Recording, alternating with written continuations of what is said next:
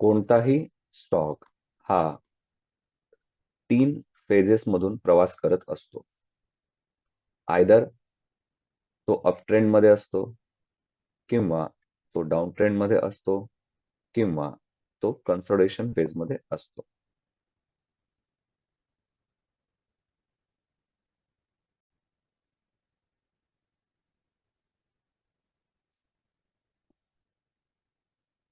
जेव्हा एखादा स्टॉक हा अप ट्रेंडमध्ये असतो, त्यावेळी त्याचे या पद्धतीचे फॉर्मेशन बनवणे चालू असते. जसे उदाहरणार्थ, त्याची प्राइस पूर्वी 100 होती, त्यानंतर ती 130 गेली. तिथून प्राइस परत खाली येऊन 122 झाली. परत एकदा प्राइस अप साइड गेली, ती जी 145 पर्यंत. परत डाउन साइड आली 132 आणि परत अपसाइड ती 160 पर्यंत गेली. म्हणजेच जेव्हा स्टॉकची प्राइस ही वाढत असते, जसं तुम्ही इथे बघाल, ₹100 होती. अप डाउन होत होत ती प्राइस 160 पर्यंत गेली. म्हणजे ओव्हरऑल स्टॉकची प्राइस वाढलेली आहे. असं नाही की 100 वरून डायरेक्ट 160 झालेली आहे. ती 100 पासून वाढली, परत कमी झाली, परत वाढली, परत कमी झाली आणि शेवटी ती 160 पर्यंत आलेली आहे. जेव्हा स्टॉक या पद्धतीच्या फेजमध्ये असतो, तेव्हा तो अप ट्रेंडमध्ये आहे, असं म्हणले जाते. मग जर आपण असं समजलं, की प्राइस 100 होती. या 100ला आपण लो म्हणालो. या 100ला जर आपण लो म्हणालो, तर 130ला आपल्याला हाय म्हणावं लागेल. बरोबर.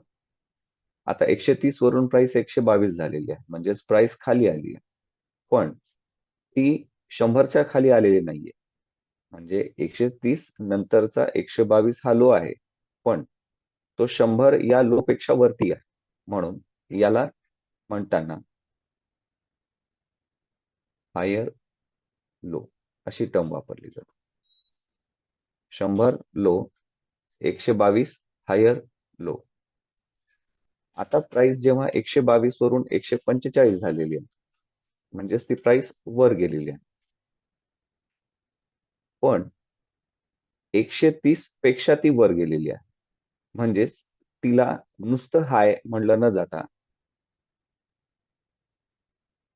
हायर हाय ही टर्म वापरली जाते.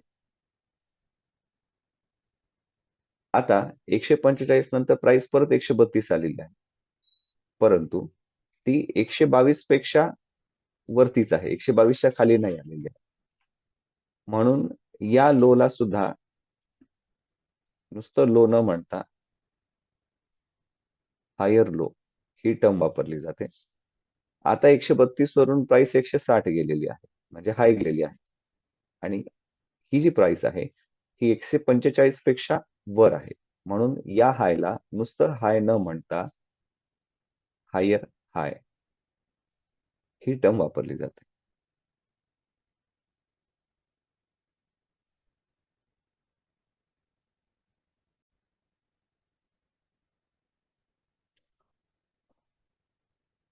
आता आपण जी टर्म डिस्कस केली होती, अप ट्रेंड, त्याला आपण प्रत्यक्षात बाटा इंडिया या स्टॉकवरती अप्लाय करून बघणार आहोत.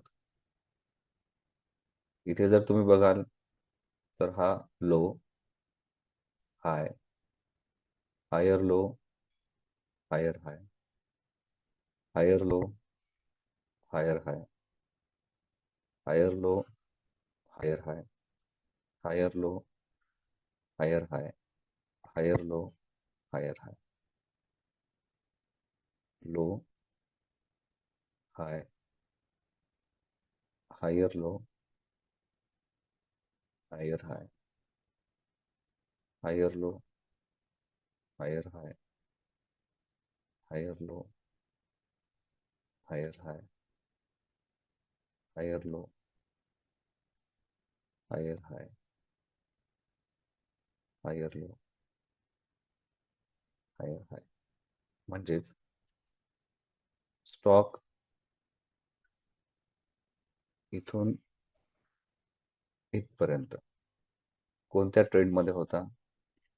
तर उत्तर आहे अप ट्रेंडमध्ये.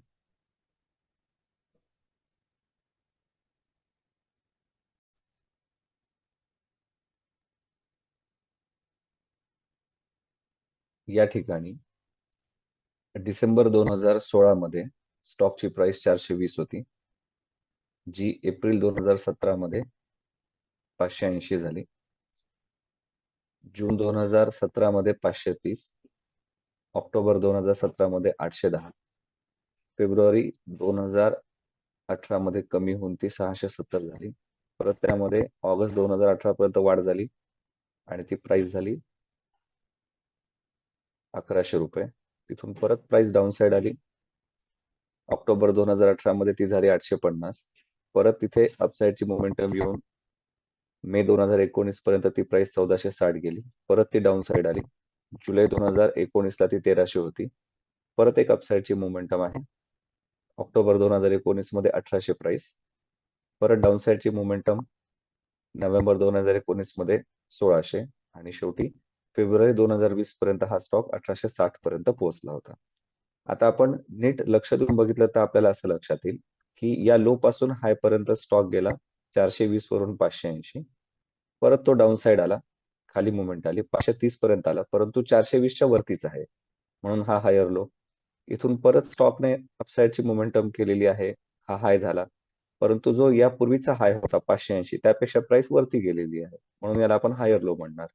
810 पासून तो स्टॉक परत 670 पर्यंत आला. आता त्याने डाऊन साइड मोमेंटम केली, हा लो झाला, परंतु या मागील जो लो आहे 530 चा त्यापेक्षा हा वरतीच आहे, म्हणून याला लो जरी म्हणालो तरी आपण म्हणताना याला म्हणणार हायर लो. इथून स्टॉकने मोमेंटम केलेली आहे 1100 पर्यंत. आता हा हाय झाला 1100. हा हाय प्रिव्हियस हाय पेक्षा जास्त आहे. प्रिव्हियस हाय 810, आता झालेला हाय 1100. म्हणजे हा हाय आहे पण हायर हाय आहे. परत प्राइस खाली येते 850, हा लो झाला. 1100 पासून 850 आली, खाली आली, हा लो झाला त्या प्राइसचा, परंतु प्रिव्हियस लो जो होता 670 यापेक्षा हा वरती आहे, म्हणून याला आपण म्हणणार हायर लो. इथून परत प्राइस सेम, आता same logic, higher high, higher low, higher high, higher low आणि परत एकदा हायर हाय. इथे आपल्याला लक्षात येईल की डिसेंबर 2016 ची प्राइस 420 आणि फेब्रुवारी 2020 ची प्राइस 1860. म्हणजे इथून जर हा पिरियड आपण काउंट केला तर साधारणतः 3 ते 3.25 वर्षामध्ये, साधारणतः 3 वर्षामध्ये प्राइसची मुवमेंट ही अपसाईड राहिलेली आहे आणि यामुळेच याला आपण म्हणतो स्टॉकचा अप ट्रेंड.